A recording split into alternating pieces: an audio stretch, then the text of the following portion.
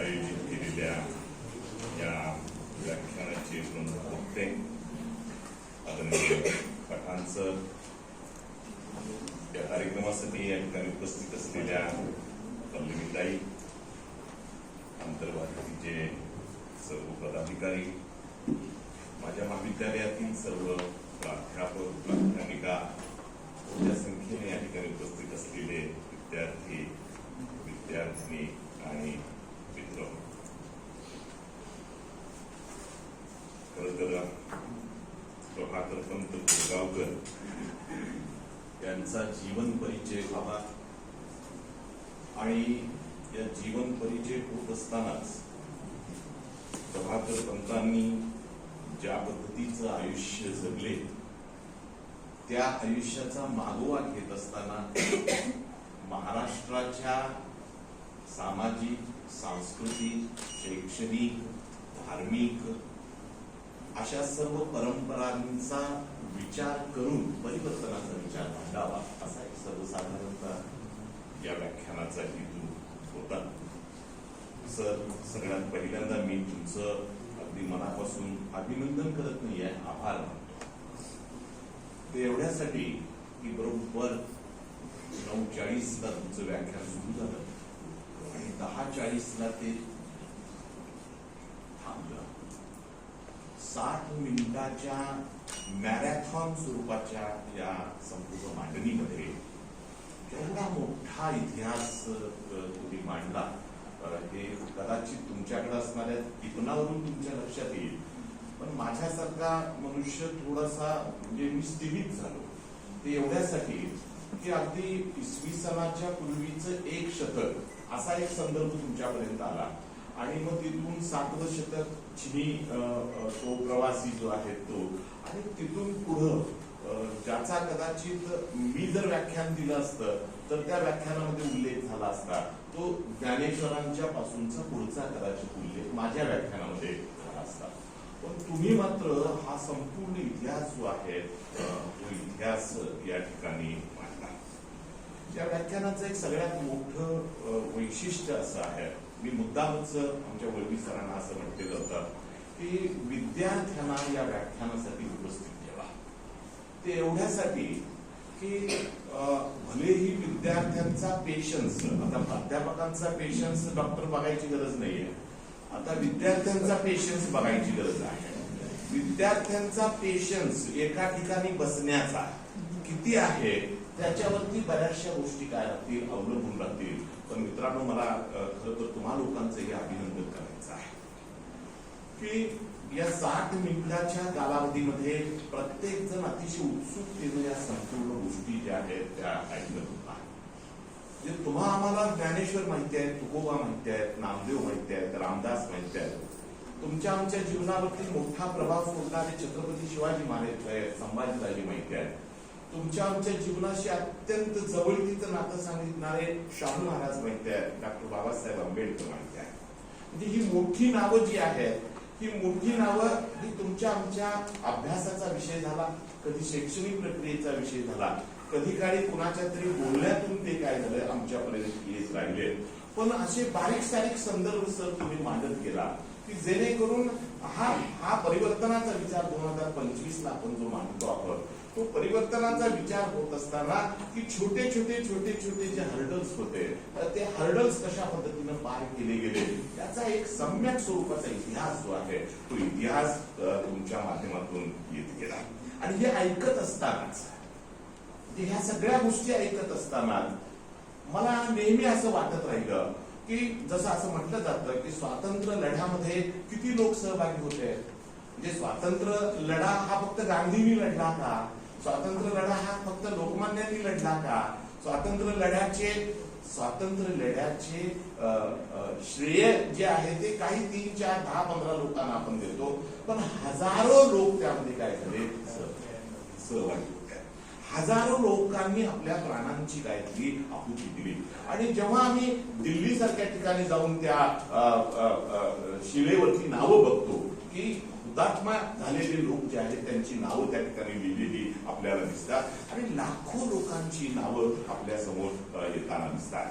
आज इथं कोल्हापूरमध्ये सुद्धा आपण जेव्हा थोडंसं बारकाईनं नजर टाकतो त्यावेळी लक्षात येतं की अनेक मंडळी अशी आहेत की ज्या मंडळींनी स्वातंत्र्याच्या चळवळीमध्ये काम केलेलं होतं. आणि असेही अनेक लोक आहेत की जे लोक या संपूर्ण प्रक्रियेमध्ये होते पण त्यांचा नामोल्लेख मात्र कुठंच झाला नाही.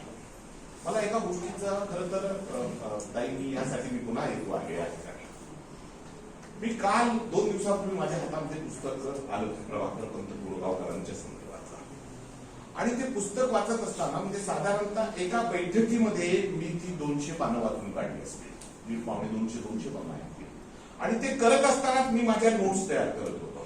म्हणजे जवळजवळ 5-6 पानाची नोट्स माझी काय झाली तयार झाली की प्रभाकर पंत बोरगावकर यांनी माझ्यावरती कोणता प्रभाव सोडला.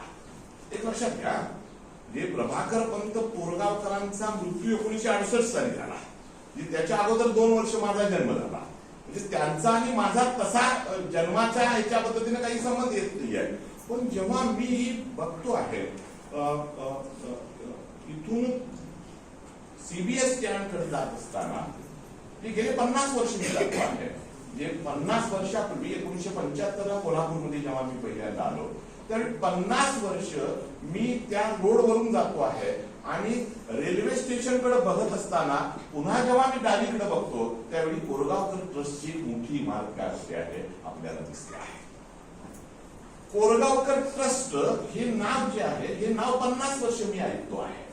पण कोण हे कोरगावकर? या कोरगावकरांचं या कोल्हापूरच्या एकूण सामाजिक जीवनामध्ये कोणत्या स्वरूपाचं योगदान आहे याचा मात्र अंतर्गत जाऊन मी कधी अभ्यास केलेला नव्हता आणि नव्हताच, यात काही वादच नाहीये. पण याचा अर्थ माझा कोरगावकरांशी कधी संबंध झाला नाही का? तर निश्चितपणे आला. आता तेही संदर्भ मी थोडेसे ते पुस्तक वाचत असताना काय करत होतो आठवत होतो की कुठं आला हा संबंध माझा कोरगावकरांशी. आणि मग नाही हे खरं तर सुचिताताई इथं असत्या तर त्यांना अधिक चांगल्या कारण त्यांना जर सांगितलं की राधिका तुम्हाला भेटला तर लगेच ते सांगते मला चांगलं म्हणते. 93-94 दरम्यान मी बीएड कॉलेजला होतो आणि बीएड कॉलेज म्हणून विद्यापीठाचं बीएड कॉलेज जे आहे तिथं आणि तिथं 93-94 दरम्यान बीएड ची प्रक्रिया सुरू असताना एमए ला शिकवण्यासाठी एका शिक्षकाची गरज होती. लक्षात घ्या काय तुमच्या कसे संदर्भ येत जातात. आणि राजन गवस सर होते त्यावेळी तिथं. गवस सरांनी सांगितलं की तू एक काम कर तुझ्याकडे सगळं आहे क्वालिफिकेशन आणि सुचेताताईंना भेटता येते का बघ. सुचेताताई त्यावेळी मौनी विद्यापीठामध्ये काय होत्या त्या कमिटीवरती होत्या आणि त्यावेळी पहिल्यांदा माझा संदर्भ जो आहे तो कुणाशी आला सुचिताताईंशी आला. ते 6 महिने मी काय करत होतो एमएला मराठीला शिकवायला होतो. त्याच्यानंतर पुढे कधी संदर्भ आला तर 93-94 दरम्यान माझ्या लग्नाच्या गोष्टी अशा सुरू होत्या आणि त्यावेळी आशा अपराध या महिला दक्षता समितीचं कामकाज पाहत होत्या. या आशा अपराध आणि सुचिताताईंच्या अत्यंत घनिष्ठ स्वरूपाचे संबंध आणि मग त्यावेळी म्हणजे मला सांगायला हे ताईंना जर विचारलं तुमच्या लक्षात येईल की शर्मिलाला हा आपण ठरवूया का ग सुचिता अशा पद्धतीनं अशा अपराधाने सुचिताताईंना विचारलेलं होतं आणि तो संदर्भ मला ते वाचत असताना गेला.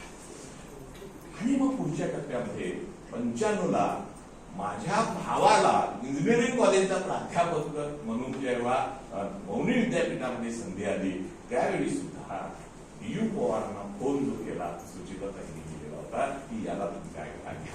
याचा अर्थ असा मला काय म्हणायचं आहे की ही व्याख्यान मला आमच्याकडे दिली आणि हे जवळजवळ 25-30 वर्षापूर्वीचे काही संदर्भ जे आहेत ते काय झाले जागे होत राहिले. आज सुचितात गेले कित्येक दिवस माझा आणि त्यांचा कधी परिचय झाला नाही, संबंध आला नाही. प्राचार्य झाल्यानेही मला कधी सांगता आलं नाही. एकदा 2दा मी तिथे गेलो पण माझी त्यांची काही झाली नाही. आज हे सांगत असताना मग माझ्या लक्षात आलं की हा वारसा जो आहे हा वारसा आला. हे पुस्तक वाचत असताना लक्षात आलं आणि सगळ्यात महत्वाचं मगाशी तुम्ही माझ्या केबिन मध्ये आला. खरं तर तुम्हालाही मी पहिल्यांदाच बघितलं म्हणजे तुमचाही माझाही तसा काही परिचय नाही पण माझ्या डोक्यात एक कल्पना होती अर्थात डेफिनेटली की पल्लवीताई इथे येतील. पल्लवीताई म्हणजे कोण? तर सुचेता यांच्या सूनबाई, म्हणजे आशिषच्या पत्नी, अशा एवढीच प्रतिमा होती या म्हणजे कोरगावकरांच्या घरातलं कुणीतरी एकटे येणार आहे या व्याख्यानाला, एवढाच एक संदर्भ होता. पण तुम्ही तिथं आला आणि तुम्ही ज्या पद्धतीनं माझ्याशी बोलत होता, म्हणजे ज्या पद्धतीचा विचार तुम्ही मांडत होता, अगदी मौनी विद्यापीठापासून काही संदर्भ तुम्ही दिले आणि आजच्या शिक्षण व्यवस्थेमध्ये मुलांच्याकडून, प्राध्यापकांच्याकडून, नव्या व्यवस्थेमध्ये कशा पद्धतीची अपेक्षा आहे हे जेव्हा तुम्ही सांगायला लागला त्यावेळी लक्षात आलं की पाणी काहीतरी वेगळंच आहे. म्हणजे मोठ्या घरामध्ये जन्माला आलो म्हणून आम्ही वारसा हक्कानं त्यावरती अधिकार प्राप्त झाला असं नव्हे. तर ती जी संस्काराची गोष्ट जी आहे, ती संस्काराची गोष्ट ही आतून यावी लागते. म्हणजे मध्य प्रदेशच्या ठिकाणी तुम्ही आहात आणि तिथून जेव्हा या घरात येता त्यावेळी या घरातली परंपरा काय आहे, म्हणजे प्रभाकर पंतांच्या संदर्भामध्ये वाचत असताना एक संदर्भ येतो. मला आश्चर्य वाटलं त्यावेळी ते वाचताना की या माणसानं एका विशिष्ट क्षणी कुणाचा आदर्श घेतला, तर गांधींचा आदर्श घेतला.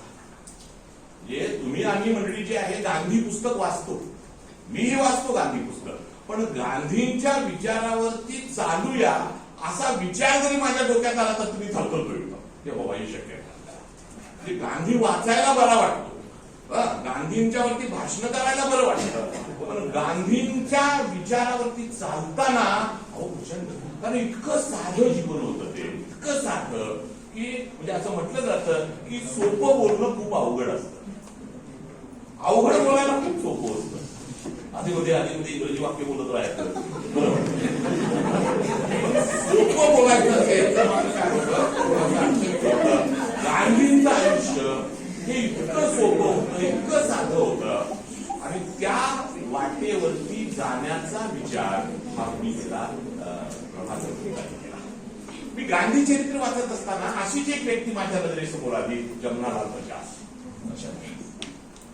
जमनालाल बजाज हे कोट्याधीश मनुष्य त्या काळातले आणि त्या माणसानं फक्त गांधींचं जीवन बघितलं. तो मनुष्य जमिनीवरती बसलेला आहे, चरखा चालवतो आहे आणि अतिशय फाटका माणूस हो. गांधी नावाचा मनुष्य ज्यावेळी त्यांनी बघितला, अर्धनग्न अशा अवस्थेमध्ये ते काय करतायत, चरखा चालवतायत. ज्या क्षणी त्यांनी बघितलं त्या क्षणी ठरवलं की आयुष्याची वाट आपल्याला काय केली, सापडली आणि जमनालाल बजाज हे गांधींचे आजन्म आणलेले. प्रभाकर पंतांच्या संदर्भात मी बघत असताना माझ्या लक्षात आलं की या माणसानं काय केलं, एका विशिष्ट टप्प्यावरती आपल्या घरातली वडिलोपार्जित सगळी जी संपत्ती आहे त्या संपत्तीच्या वाटण्या केल्या, वाटण्या केल्या वडिलोपार्जित, आणि प्रत्येकाचा हिस्सा प्रत्येकाला देऊन टाकला. आणि त्याच क्षणी अगदी एकही रुपया ठेवला नाही, सगळ्या पैशाचा ट्रस्ट केला आणि तो ट्रस्ट आजन्म ठेवला आहे. या माणसानं कायम त्या क्षणानंतर कायमपणे खादीची कपडे आपल्या अंगावरती घातली, जाडी भरडी अशा पद्धतीची खादीची कापडं तो मनुष्य घालत राहिला. आणि या संदर्भात अशा अनेकांनी त्याचा उल्लेख केला. त्यांनी कुणाकुणाला मदत केली, खरं तर माधवराव बागलांनी त्यांच्या संदर्भामध्ये छानपैकी असा लेख लिहिलेला आहे. मी जेव्हा बघितलं आता ते वाचत त्यावेळी कुणाकुणाला मदत केली, जे मौनी विद्यापीठ अंकत तरी आहेत, पण त्याचबरोबर गोखले कॉलेजला मदत केली, कॉमर्स कॉलेजला मदत केली. आणि मदत करताना सुद्धा म्हणजे मगाशी म्हटलं त्या पद्धतीनं या हाताला त्या हातानं कळू नये इतकी साधी सूट ती मदत जी आहे ती करत आहे. आणि म्हणून प्रभाकर पंतांच्या संदर्भामध्ये इथं काही गोष्टी मी लिहून ठेवल्या की म्हणजे दातान भोवती असं म्हटलं जातं की काय म्हटलं जातं की त्याच्यामध्ये की शूर हा 100त असतो, पंडित हा 1000त असतो, वक्ता हा दशसहस्त्रशू म्हटलं जातं 10,000त एक असतो, पण दाता मात्र हा जन्मावाच असतो. आणि तो दाता जो आहे तो दाता प्रभाकर पंतांच्या निमित्तानं या कोल्हापूर नगरीला काय केलेला होता, लाभलेला होता. मला म्हणजे काही लोकांचं जाण्यानं केवढं मोठं नुकसान होतं बघा. 60 वर्ष हे काय जायचं वय नाही, वयाची 60 हे काय जाण्याचं वय आहे का? नाही हो. आजकाल तर माणसं आता 150 वर्ष जगण्याची भाषा करायला लागली. लक्षात आलं का? आता लोक म्हणाले का 150 वर्ष माणूस जगू शकतो, त्या तुलनेत 60 वर्ष हे काही जाण्याचं वय नाही आहे. पण किती साधा गोष्ट घडते बघा की म्हणजे सगळं ऐश्वर्य या माणसाच्या कडे आहे आणि अशा परिस्थितीमध्ये पाठीवरती एक आवळ उठतं, ती छोटीशी गाठ जी आहे ती गाठ होते आणि अनेकांनी सांगितलेलं आहे की हे काढून घेऊया अंक करूया तर्क करूया कार्य घेऊ असं करत 60 वर्षाचा कार्यक्रम म्हणजे ते काय लोकांनी शुभेच्छा वगैरे दिल्या आणि ते ठरवतात की आपण काय करूया, ते आवळ जे आहे ते एकदा काढून टाकूया. आणि म्हणून अगदी बोलत चालत हा मनुष्य काय होतो आहे, बेळगावच्या त्या PLE मध्ये जाऊन ते ऍडमिट होत आहेत. त्यांची सगळी मंडळी त्यांच्याबरोबर आहे, डॉक्टर मंडळी सगळी त्यांच्याबरोबर आहेत आणि अशा परिस्थितीमध्ये म्हणजे हसत खेळतच या सगळ्या गोष्टी चाललेल्या आहेत. तो काय केला जातो, आवळ जे आहे ते आवळ काढलं जातं. हे कुणालाच माहित नाहीये की आता प्रभाकर पंत कुठे गेलेले आहेत, एक छोटंसं ऑपरेशन करायसाठी त्या ठिकाणी गेलेले आहेत आणि दुर्दैवानं म्हणजे काय होतं बघितलं का, दुर्दैवानं कदाचित थोडंसं इन्फेक्शन वगैरे झालं, झायलोकिनची रिॲक्शन आली. अशा पद्धतीने अगदी 3-4 दिवसामध्ये काय झाले ते म्हणजे ह्या सगळ्या गोष्टी जेव्हा लोकांना समजलं की प्रभाकर पंत निघून गेले, त्यावेळी तो खूप मोठासा धक्का सगळ्या समाजातील लोकांना दिला होता. या निमित्तानं मला वाटतंय अशा या बऱ्याचशा गोष्टी ज्या आहेत त्या बऱ्याचशा गोष्टी या ठिकाणी आल्या. मला काही वेळेला असं वाटत राहतं की गांधी असतील, त्याच्यानंतर आता गेल्या काही दिवसामध्ये भगतसिंगांच्या संदर्भात काहीतरी थोडंसं वाचन सुरू आहे, यशवंतराव चव्हाणांच्या संदर्भामध्ये वाचन सुरू आहे, अगदी वाचन म्हणजे दाभोळकरांच्या संदर्भामध्ये आपण काय करत असतो, वाचत असतो आणि मग या मोठ्या माणसांचं मोठेपण जे आहे ते मोठेपण आपल्याला काय होत जातं, थोडंसं समजत जातं. आजच्या या व्याख्यानाच्या निमित्तानं प्रभाकर पंत जे खरं तर अलिखित असा एक शब्द मराठीमध्ये, अलक्षित जे काय जे थोडेसे आपल्याला माहित नव्हते ते किमान स्वरूपामध्ये आमच्या सर्व इथं उपस्थित असणाऱ्या विद्यार्थ्यांना प्राध्यापकांना तरी निश्चितपणे माहीत झाले. जेव्हा कधी मित्रांनो तुम्ही या रस्त्यावरून जात असताना रेल्वे स्टेशनच्या डावीकडच्या बाजूला बघाल कोरगावकर ट्रस्ट, त्यावेळी नकळतपणे तुमच्या लक्षात येईल की हेच ते प्रभाकर पंत ज्यांचा कार्यक्रम आपल्या महाविद्यालयामध्ये झालेला आहे. मी आजच्या या कार्यक्रमाच्या निमित्तानं प्रभाकर कोरगावकर यांच्या पुढच्या पिढीला म्हणजे काही आता तुम्ही त्यांची सगळी विभाग जी आहे ती थोडा सांभाळत आहात, त्यांनी जो टाकलेला विचार जो आहे तो विचार तसाच पुढे न्यावा, त्या वृद्धीगत व्हावा, होतो आहे. तो ट्रस्ट जो आहे तो ट्रस्ट मोठ्या पद्धतीने काम करतो आहे, तो व्हावा अशा पद्धतीची अपेक्षा व्यक्त करतो.